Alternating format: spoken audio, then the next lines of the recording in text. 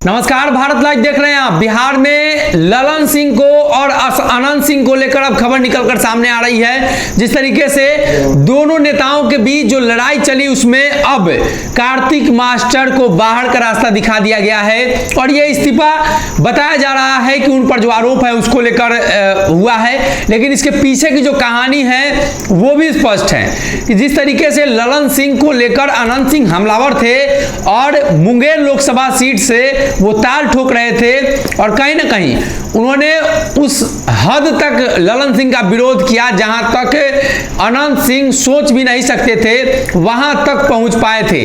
लेकिन अब जो खबर निकलकर सामने आ रही है, कार्तिक मास्टर को बाहर का रास्ता दिखाया गया है। तो इसके पीछे की जो रणनीति है वो ये है कि आने वाले दिनों में बिहार में मोकामा में जो उपचुनाव होगा वो उपचुनाव बड़ा ही गंभीर होगा, इसलिए कि अनंत सिंह को टिकट नहीं मिलेगा, ये कयास लगाए जा रहे हैं। और ये भी कयास इसलिए लगाए जा रहे हैं कि कार्तिक मास्टर को अगर मंत्रालय से बाहर कर दिया जाता है और कार्तिक मास्टर ने इस्तीफा दे दिया, मतलब अनंत सिंह का इस्तीफा है और अनंत सिंह को राष्ट्रीय जनता दल अब आगे नहीं रख सकती है, क्योंकि जदयू के वो विरोध में रहे हैं, नीतीश कुमार और ललन सिंह के विरोध में रहे हैं।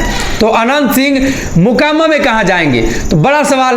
अनंत सिंह मोकामा का चुनाव भी लड़ेंगे और जीतेंगे भी, ये उनकी पत्नी का दावा है। कई बार क्षेत्र भ्रमण के दौरान उन्होंने बातें कही हैं और वो लगातार क्षेत्र में अब भ्रमण कर रही हैं जब से अनंत सिंह की विधायकी गई है। अब जब खबर यह है कि राष्ट्रीय जनता दल अनंत सिंह को टिकट नहीं देगी तो अनंत सिंह कैसे लड़ेंगे? आपको बता दें कि अनंत सिंह निर्दलीय भी वहां से जीत चुके हैं और बिहार में एक और पार्टी है जो भाजपा की बी टीम बनकर 20 के चुनाव में नीतीश कुमार को बैकफुट पर धकेल चुकी है, वो है चिराग पासवान की पार्टी। यानी उस दरमियान लोजपा थी, अब लोजपा रामविलास है। भले ही चिराग पासवान दावा कर रहे हैं कि वो भाजपा में नहीं जाएंगे, गठबंधन नहीं करेंगे, लेकिन कहीं ना कहीं मोकामा में जब उपचुनाव होगा तो नीतीश कुमार को बैकफुट पर धकेलने के लिए नीतीश के सारे विरोधियों को साथ ला सकते हैं। और जानकारी जो मिल रही है उसमें ललन सिंह और उपेंद्र कुशवाहा, नीतीश कुमार साथ में राष्ट्रीय जनता दल जो रणनीतियां बना रही है उस रणनीति को चिराग पासवान ने भांपा है। और अब खबर यह है कि चिराग पासवान की टिकट पर ललन सिंह चुनाव लड़ सकते हैं मोकामा से। मोकामा की लड़ाई बड़ा ही दिलचस्प होने वाला है। मुकेश सहनी ताल ठोक रहे हैं, भाजपा पहले से तैयारी कर रही है, राजद का सुरक्षित सीट है, राजद वहां से जीत सकती है, जदयू का भी सुरक्षित सीट रहा है। लेकिन ये सारी सुरक्षित और सुरक्षा की बातें अनंत सिंह के जिम्मे थी। अनंत सिंह ही जिस दल से गए वो जीते, अनंत सिंह निर्दलीय भी जीत चुके हैं। तो अब चिराग पासवान जब वहां ताल ठोकेंगे और चिराग का अपना वोट बैंक, अनंत सिंह का अपना समीकरण जब वहां काम करेगा तो ऐसे में बड़ा बवंडर होगा।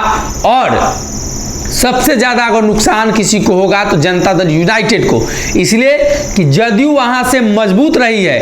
जदयू ने नीरज कुमार को लड़ाया है, जदयू ने अनंत सिंह को लड़ाया है। तो क्या मोकामा में राजद उम्मीदवार देगी या जनता दल यूनाइटेड? बिहार में 2 सीटों पर उपचुनाव है। तेजस्वी यादव उपचुनाव में दूसरे गठबंधन दलों के नेताओं को टिकट देने में विश्वास नहीं रखते हैं। तो क्या इस बार नीतीश कुमार को एक सीट दिया जाएगा? गोपालगंज या मोकामा? सबसे ज्यादा जो जिम्मेदारी बन रही है, सबसे ज्यादा जदयू की जो वर्चस्व है मोकामा में है, इसलिए कि मुंगेर संसदीय क्षेत्र के अंतर्गत आता है।